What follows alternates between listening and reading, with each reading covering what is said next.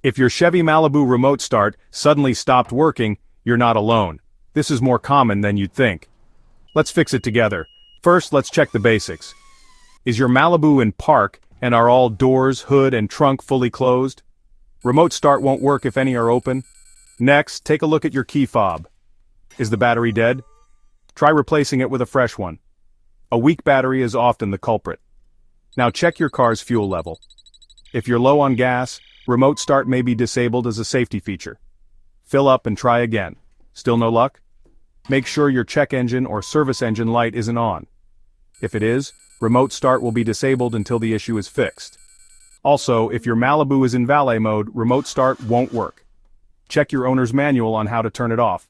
Finally, try resetting the system. Lock and unlock your doors with the fob, then attempt remote start again.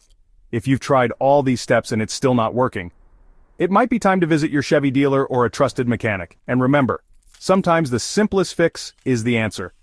Good luck and safe driving.